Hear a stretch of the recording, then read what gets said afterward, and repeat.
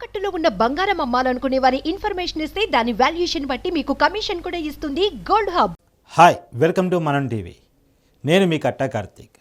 మనం రోజువారీ జీవితంలో చాలాసార్లు ప్రేమోన్మాదుల గురించి వింటూ ఉంటాం. అంటే వీడు ఆ అమ్మాయిని ప్రేమించని బలవంతం చేస్తూ ఉంటాడు, లెటర్ రాస్తూ ఉంటాడు, నన్ను ప్రేమించాల్సింది అంటూ ఉంటాడు. ఆ అమ్మాయి చీపో నేను ప్రేమించను పో అంటున్నా కానీ నన్ను ప్రేమించు అని అంటబడతా ఉంటాడు. ఇది రాజకీయాల్లో జరిగితే ఇప్పుడు వంగవీటి రాధా గారి విషయంలో వైసీపీ చేస్తుంది అదేనా? ఎందుకు నేను ఆ మాట అంటున్నానంటే, వంగవీటి రాధా గారి కోసం వైసీపీ చెయ్యని ప్రయత్నం అంటూ ఏమీ లేదు.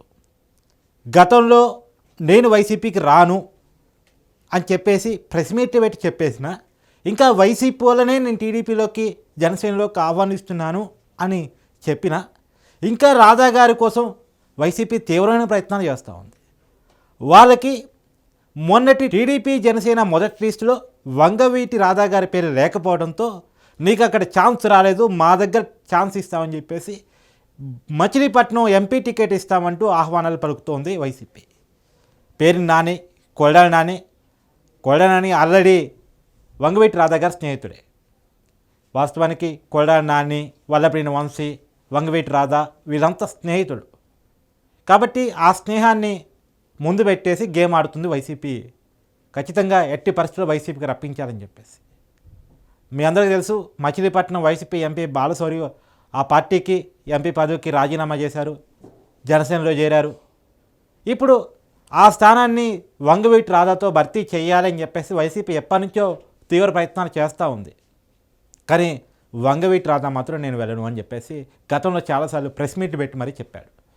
ఈ ప్రయత్నం ఎప్పటి నుంచో ఉంది, ఇప్పటికీ కొనసాగుతూ ఉంది దఫదఫాలుగా. అయితే ఎందుకు వంగవీటి రాధా గారి విషయంలో వైసీపీ ఇలా చేస్తుంది? వంగవీటి రాధా గారిని ఎట్టి పరిస్థితుల్లో వైసీపీలు తెచ్చుకోవాలని ఎందుకు అంత ప్రయత్నం చేస్తుంది? వైసీపీని వీడుతుంటేనే ఆపుకోవడానికి అంత ప్రయత్నం చేయట్లేదు కదా. నిన్న ఒంగోలు ఎంపీ మాగుంట గారు రాజీనామా చేయడం వైసీపీకి మీ అందరికీ తెలుసు. ఇలా వైసీపీకి టికెట్ రాకో, షెప్లింగ్ నచ్చకో, లేదా ఆ పార్టీ నచ్చకో రాజీనామాలు చేసిపోతుంటేనే అంత బొజ్జగించింది. ఒక వ్యక్తి కోసం వైసీపీ ఎందుకు ఇంత ప్రయత్నం చేస్తుంది అని ఒకసారి ఆలోచిస్తే వంగవీటి రాధా గారి బ్యాక్గ్రౌండ్ హిస్టరీ ఒకసారి చూడాలి. వంగవీటి మోహన్ రంగా గారి రాజకీయ వారసుడు వంగవీటి రాధా గారు. కాపుల నాయకుడు, వాళ్ళ ఆరాధ్య దైవం చెప్పాలి, ఒక రకంగా చెప్పాలంటే రంగా గారికి ఆ చరిత్ర ఉంది, ఆ ఫ్యాన్ ఫాలోయింగ్ ఇప్పటికీ ఉంది బెజవాడలో. ఎట్టి పరిస్థితుల్లో జనసేన ప్రాణప్రదమైనటువంటి కాపు ఓట్ బ్యాంక్ని జనసేన నుంచి దూరం చేయాలి, ఆ ఓట్ బ్యాంక్ని టీడీపీ వైపు పోకుండా చూడాలనేటువంటి ఒక రాజకీయ లక్ష్యంతో వైసీపీ పనికి పూనుకుంటుంది. సరే, అది చెప్పే ముందు వంగవీటి రాధా గారి పొలిటికల్ హిస్టరీ గురించి మీకు చెప్పే ప్రయత్నం చేస్తాను. వంగవీటి రాధా గారి పొలిటికల్ లైఫ్ 2004 కాంగ్రెస్ నుంచి స్టార్ట్ అయింది. 2004 ఎన్నికల్లో ఆయన కాంగ్రెస్ పార్టీ నుంచి విజయవాడ తూర్పు నుంచి పోటీ చేసి ఎమ్మెల్యేగా గెలిచారు. 2004 నుంచి 2009 వరకు ఆయన ఎమ్మెల్యేగా ఉన్నారు. కానీ 2008లో అప్పుడు చిరంజీవి గారు, మెగాస్టార్ చిరంజీవి గారు ప్రజారాజ్యం పార్టీ పెట్టినప్పుడు ఆ ప్రజారాజ్యం పార్టీలో చేరారు. ప్రజారాజ్యం పార్టీ పెట్టిన తర్వాత అంటే నియోజకవర్గాల పునర్విభజనలో విజయవాడ తూర్పు ప్రాంతాలు కొన్ని విజయవాడ సెంట్రల్ నియోజకవర్గంగా ఏర్పడిన తర్వాత విజయవాడ సెంటర్ నుంచి 2009 ఎన్నికల్లో ప్రజారాజ్యం పార్టీ తరఫున పోటీ చేశారు. ఆ రోజు మల్లాది విష్ణు గారు కాంగ్రెస్ అభ్యర్థి విజయవాడ సెంటర్కి, ఆయన చేతిలో ఓడిపోయారు. 2000 తర్వాత కాలంలో చిరంజీవి గారు ప్రజారాజ్యం పార్టీని కాంగ్రెస్ విలీనం చేయడం ఈ రాజకీయ పరిణామాలని తెలుసు. తర్వాత వంగవీటి రాధా గారు వైసీపీ పెట్టినప్పుడు వైసీపీ పార్టీ వైపు జగన్మోహన్ రెడ్డి గారి వైపు వెళ్ళారు. ఆ వైసీపీ పార్టీ నుంచి కూడా మళ్ళా పాత నియోజకవర్గానికి అంటే విజయవాడ తూర్పు నియోజకవర్గానికి 2014లో వైసీపీ క్యాండిడేట్గా పోటీ చేసి టీడీపీ క్యాండిడేట్ గద్దె రామ్మోహన్ గారి చేతిలో ఓడిపోయారు. మళ్ళా 2019 ఎన్నికలకు వచ్చేసరికి వైసీపీ పార్టీ ఆ మచిలీపట్నం ఎంపీగా వెళ్ళమని చెప్పేసి, అంటే బందర్ ఎంపీగా వెళ్ళమని చెప్పేసి ఈయన్ని పోర్చ్ చేసింది వంగవీటి రాధా గారిని. కానీ నేను ఎమ్మెల్యేగా మాత్రమే పోటీ చేస్తాను, నా పాత నియోజకవర్గం నాకు కేటాయించానని చెప్పేసి వైసీపీ పార్టీని అడిగాడు. కానీ ఆ రోజు వైసీపీ పార్టీ వంగవీటి రాధా గారికి అంత ఇంపార్టెన్స్ ఇవ్వలేదు. అది నచ్చక ఆ పార్టీ నుంచి ఆ రోజు టీడీపీలో జరగడం జరిగింది. 2019 ఎన్నికల్లో ఆయన పోటీ చేయలేదు. ఇప్పుడు 2024 ఎలక్షన్స్ వచ్చేసాయి. 2024 ఎలక్షన్స్లో ఆయన ఎక్కడి నుంచి పోటీ చేస్తారు అంటే ఒక క్వశ్చన్ మార్క్ ఇప్పటికీ కొనసాగుతూ ఉంది. అవన్గఢ్ నుంచి పోటీ చేస్తారని ఒక రాజకీయ ప్రచారం జరుగుతూ ఉంది టీడీపీ తరఫున. కానీ ఎక్కడి నుంచి పోటీ చేస్తారో క్లారిటీ అయితే ఇప్పటివరకు లేదు. ఎందుకంటే టీడీపీ జనసేన మొదటి లిస్టులో వంగవీటి రాధా గారి పేరు లేదు. ఇది వైసీపీలు పట్టుకున్నారు. మొన్నటిదాకా రానన్నా ఓకే, ఇప్పుడు మొదటి రీజన్ నీ పేరు రాలేదు కదా, నీకు సరైన గౌరవం రాలేదు కదా, నువ్వు రా మా పార్టీలోకి అని చెప్పేసి ఆహ్వానిస్తున్నారు. అరే నాయన, మీ పార్టీ నచ్చకే కదరా నేను మీ పార్టీ నుంచి వచ్చేసింది, మీ పార్టీలో నాకు గౌరవం లేకనే కదా మీ పార్టీ నుంచి వచ్చేసింది, మీ పార్టీలో నాకు ఎక్కడ గౌరవం ఇచ్చారు, మీ పార్టీలోకి నేను రాను అని చెప్తున్నా. కానీ ఫ్రెండ్షిప్ని అడ్డం పెట్టుకుని ఎట్టి పరిస్థితుల్లో వైసీపీ వైపు తెప్పించాలని చెప్పేసి తీవ్ర ప్రయత్నం చేస్తుంది. దీనికి కారణం ఏంటంటే వంగవీటి రంగా గారి రాజకీయ వారసుడు రాధా గారని చెప్పాను ఇందాక. సో రంగా గారికి, రాధా గారి కుటుంబానికి కాపుల్లో కానీ, ఆ విజయవాడ సామాన్య జనాల్లో కానీ మంచి ఫాలోయింగ్ ఉంది. చాలా మాస్ లీడర్ అని చెప్పుకోవాలి వాళ్ళ ఫ్యామిలీ, మాస్ లీడర్షిప్ ఉంది వాళ్ళకి. సో ఆ ఓట్ బ్యాంక్ మొత్తాన్ని కూడా వైసీపీ తెప్పించుకోవాలి. టీడీపీ జనసేన కలిస్తే ఏం జరుగుతుంది అనేటువంటిది 2014లో వైసీపీకి ఒక ఎగ్జాంపుల్ ఉంది. టీడీపీ జనసేన కలిసి ఉండుంటే 2019లో కూడా వైసీపీకి విజయం దక్కేదా లేదనేది క్వశ్చన్ మార్క్ అయ్యేది. దక్కిన ఇంత గొప్ప విజయం అంటే 151 మంది ఎమ్మెల్యేలతో గెలిచేంత విజయం దక్కకపోయేది అనేటువంటి క్లారిటీ వైసీపీకి ఉంది. 2019లో టీడీపీ విడిగా, జనసేన విడిగా పోటీ చేశాయి. కానీ ఇప్పుడు 2024 ఎన్నికలకు వచ్చేసరికి టీడీపీ జనసేన పొత్తు పెట్టుకున్నాయి. టీడీపీ జనసేన పొత్తు పెట్టుకుంటే ఏం జరుగుతుంది అనేటువంటిది 2014 ఒక ఎగ్జాంపుల్ వైసీపీకి.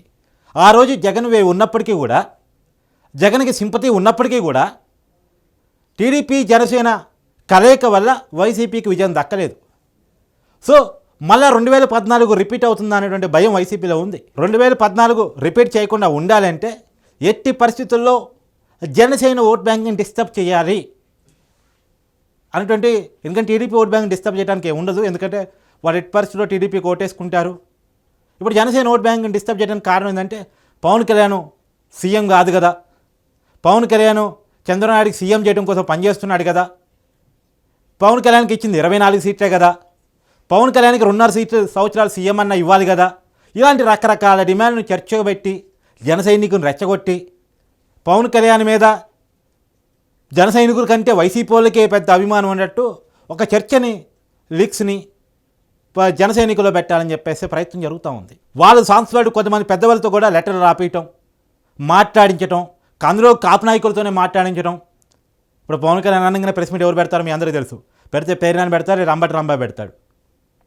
ఇవాళ ముద్రగడ్డ గారితో కూడా ఒక లెటర్ రాపించారు, హరరామజోగి గారితో రోజు లెటర్ రాపిస్తూనే ఉన్నారు. ఇవన్నీ మనం చూస్తూ ఉన్నాం.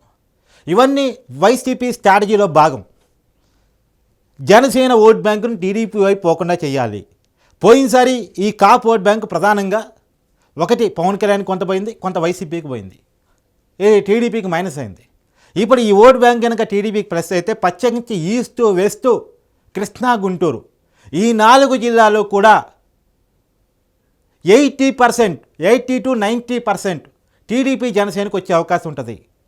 ఈస్ట్ వెస్ట్ అయితే 90%, కృష్ణా, గుంటూరు 70 to 80% సీట్లు ఖచ్చితంగా టీడీపీ జనసేనకు వచ్చే అవకాశం ఉంటుంది.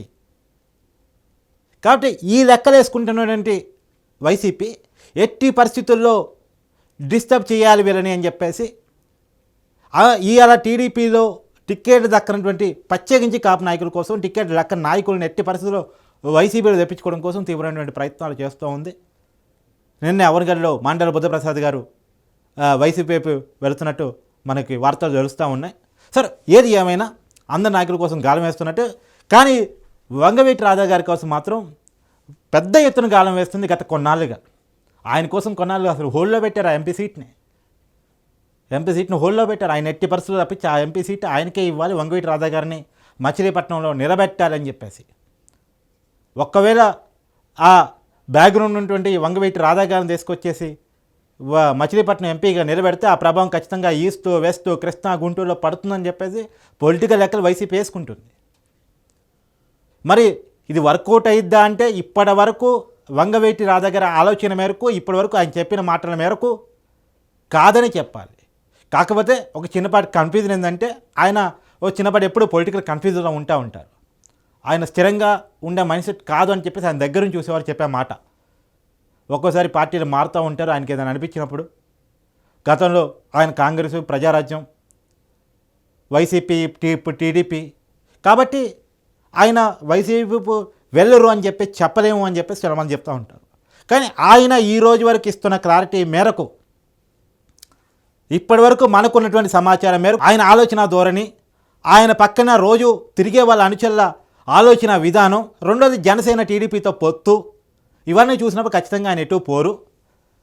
టీడీపీ రాబోయేటువంటి రెండో లిస్టులో ఆయన టికెట్ రాబోతుంది. మోస్ట్లీ అవన్గఢ్ నుంచి ఆయన పోటీ చేయబోతున్నారు అని మనకున్నటువంటి సమాచారం. ఎందుకంటే అది యాక్చువల్గా ఆయన కోరుకునేది ఏంటంటే, ఈస్ట్లో ఆల్రెడీ గదిరామ్మోహన్ టీడీపీకి ఒక క్యాండిడేట్ ఉన్నారు, అది సిట్టింగు. తర్వాత విజయవాడ సెంటర్లో బోండా ఉమా ఉన్నారు, అది ఎప్పటి నుంచో ఆయన ఉన్నారు. పోయినసారి ఎన్నికల్లో గతంలో అంటే 2014 నుంచి 2019 వరకు ఆయన విజయవాడ సెంటర్ ఎమ్మెల్యే. మొన్న ఎన్నికల్లో విజయవాడ సెంటర్ నుంచి చాలా కొద్ది ఓట్లతో ఓడిపోయాడు.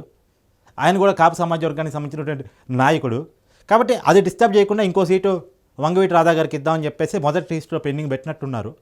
వీలైతే మళ్ళీ ఎంపీగా పోటీ చేపిద్దామని చెప్పేసి ఆలోచన కూడా చేస్తున్నట్టున్నారు. సరే, ఏది ఏమైనా ఆయన రాజకీయ భవిష్యత్తు ఏ సీట్ అయితే ఇవ్వకుండా ఉండరు. ఖచ్చితంగా టీడీపీ జనసేన పొత్తులో ఆయన ఖచ్చితంగా ఒక సముచిత స్థానం, సముచిత ప్రాంతంలో ఎమ్మెల్యేగాను ఎంపీగాను ఖచ్చితంగా సీటు కేటాయిస్తారు.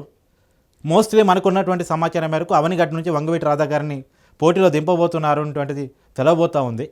కాబట్టి మరి చూడాలి ఏం జరుగుతుంది రాజకీయాల్లో. ఇది మాత్రం జరిగిద్ది, ఇది మాత్రం జరగదని చెప్పడానికి ఏం లేదు. రోజు రోజుకి రాజకీయాలు మారిపోతూ ఉంటే మనం చూస్తూ ఉన్నాం, లిస్టులు కూడా మారిపోతూ ఉన్నాయి. వైసీపీ ఆల్రెడీ పోయినసారి లిస్టులో ప్రకటించిన వాళ్ళని మార్చేసి మళ్ళీ లిస్టు ప్రకటిస్తూ ఉంది. నిన్న వైసీపీ ఇచ్చినటువంటి 8వ లిస్టులో గుంటూరు ఎంపీ అభ్యర్థిని మార్చేసి మళ్ళీ అదే కుటుంబానికి సంబంధించిన పొన్నూరు ఎమ్మెల్యే మన కిలా రోషే గారికి ఇవ్వటం మనం చూసాం. కాబట్టి ఇవాళ ఇన్ఛార్జీలుగా ప్రకటించిన వాళ్ళే రేపటి క్యాండిడేట్లు అని చెప్పడానికి కూడా ఏమీ లేదు. ఖచ్చితంగా వాళ్ళు మార్పులు చేర్పులు అన్ని పార్టీలు అది వాళ్ళ స్ట్రాటజీలు మార్చుకుంటూ ఉంటాయి. ఒకళ్ళ ఎత్తులకి ఇంకొకరు పై ఎత్తులు అన్నీ జరుగుతూ ఉంటాయి. కాబట్టి ఈ రాజకీయాల్లో ఇదే శాశ్వతం, ఇలానే జరిగిద్ది అని చెప్పడానికి ఏమీ లేదు.